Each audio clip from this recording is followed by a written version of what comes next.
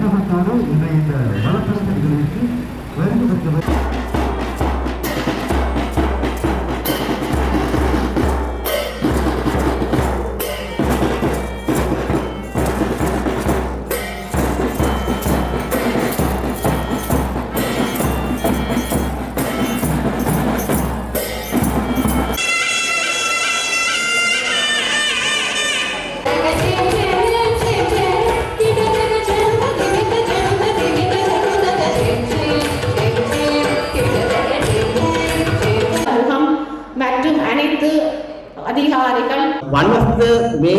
One of the important sector is professional childcare. Actually, we are handling around 23 sectors: health, education, roads, agriculture, livestock, transport. Likewise, professional childcare is also one of the major sector.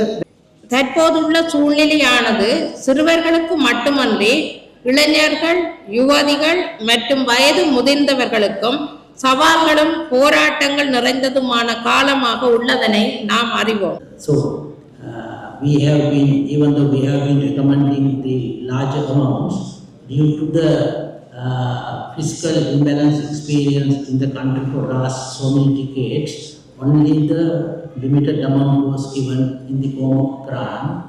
நமது வடமாகாணத்தை பொறுத்த மட்டிலே எங்களுக்கு நீண்ட காலமாக அந்த யுத்தங்கள் காரணமாக எங்களுக்கு இந்த சிறுவர்களை பாதுகாப்பது என்பது மிக முக்கியமானதாக கொண்டிருக்கிறது.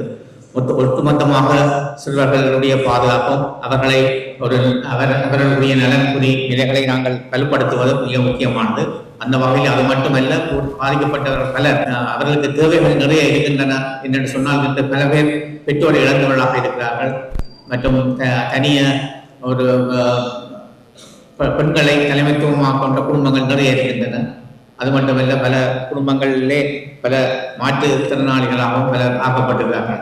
அந்த வகையிலே இந்த செயற்பாடானது இன்னும் எவ்வாறு இந்த பிள்ளைகளுடைய எதிர்காலத்தை அவர் வாழ்க்கையை மேம்படுத்தலாம் என்பதற்காக இவ்வாறான செயற்பாடுகள் நடைபெறுகின்றன.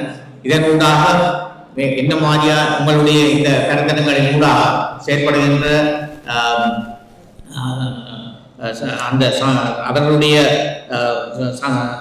சிவாசுகளை கொண்டு மேலும் இன்னும் முன்னேற்றமான பாதையிலே இவ்வாறு செல்லலாம் என்பதை நாங்கள் வருங்காலத்திலே திட்டமிடுவதற்கு மிக வாய்ப்பாக அமையும். அரசாங்கம் பல திட்டங்களை இந்த சிறுவர்களை அவர்களுடைய இளமை காலத்தில் இருந்து அவர்கள் திருமணம் முடித்து அவர்களுடைய குடும்பமாக வருகிற வரைக்கும் பல திட்டங்களை செயற்படுத்தி வருகின்றது.